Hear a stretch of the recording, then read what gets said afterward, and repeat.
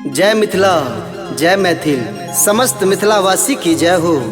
अपन मिथिला में किनको बेटी के विवाह होए या किनको बहिनक विवाह होए, हमरा लोकनि पुरुष पात आंगन से बाहर काज राज बर बराती के आदर सत्कार में लागल रही छी। 3टा क्षण जे आंगन में बितैया, ओ घड़ी देखला के बाद, ओ समय देखला के बाद करेजा पर पत्थर राख कर सीत सकैया। जय में कि पहला विध कन्यादान, दोसर सिंदूरदान, तेसर बेटी के विदाई। हम चाहब कि तीनोटा चीज ए गीत में राखऽ के प्रयास रखब। और जत्ते मिथिलानी छथि आइ माय दाय सबोटा आयल छथि आइ ई सुंदर सन गौरी जी के विदाई भऽ रहल है। केना भेलनि ई सुंदर सन भाव में सुनी।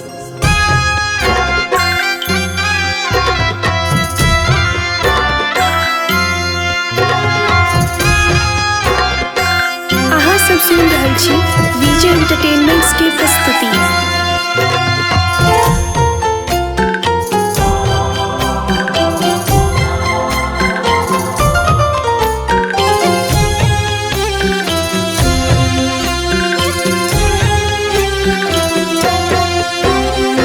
राजा है मंतगृह बाजन बाजे, गौरी ऐख उमराल नोर गे। राजा है मंतगृह बाजन बाजे, गौरी ऐख उमराल नोर गे। राजा है मंतगृह बाजन बाजे।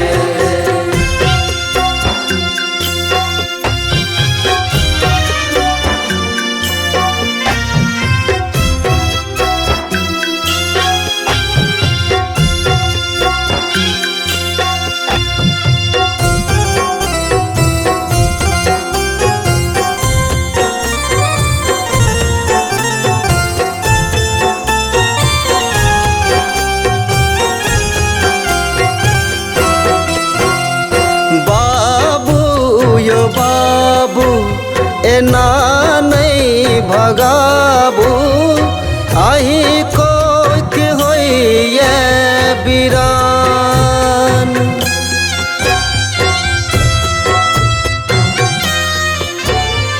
बाबू यो बाबू एना नहीं भगाबू, आही को होइए बिरान।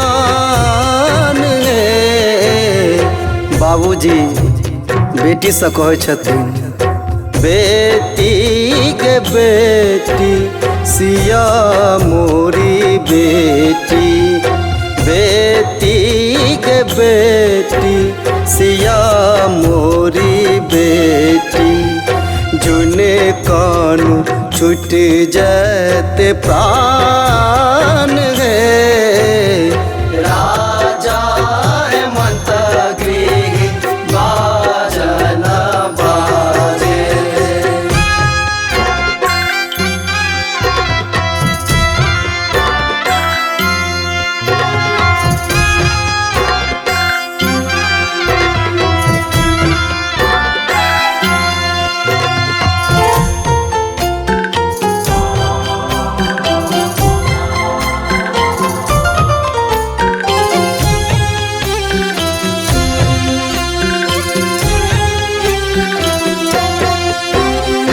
भैया यो भैया जाइए बतहिया, आब घर करब आराम।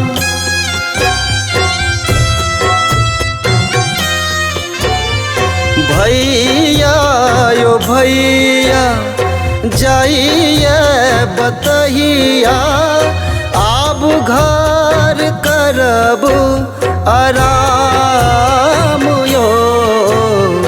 भैया बहिन से कहे छथिन, बहिनी के बहिनी हमर घर लक्ष्मी, बहिनी के बहिनी हम हमर घर लक्ष्मी सियो दाय के लगेल राम गे राजा हेमंत गृह बाजन बाजे।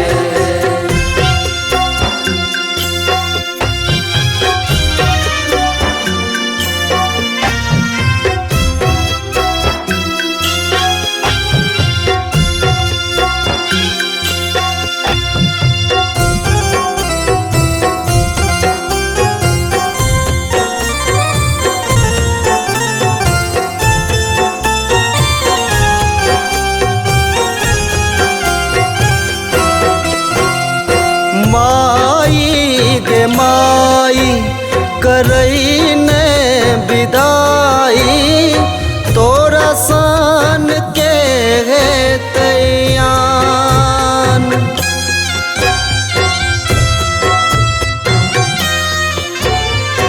माई गे माई करई ने विदाई तोरा सन के है तैयान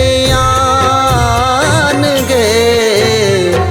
माँ परतर का कह छथिन बेटी सब साउस है ती माया दियोर छोट भाई। साउस है ती माया दियोर छोट भाई। ननदो बहिन समान गे राजा हेमंत गृह बाजन बाजे। राजा हेमंत गृह बाजन बाजे। गौरी ऐख उमरल नोर गे राजा हेमंत गृह बाजन बाजे। गौरी ऐख उमरल नोर गे राजा हेमंत गृह बाजन बाजे। बाय कुमार संजय। सब्सक्राइब करू विजय एंटरटेनमेंट चैनल के आ घंटी के निशान के जरूर दबाओ हमरा सबक वीडियो सबसे पहले देखबा के।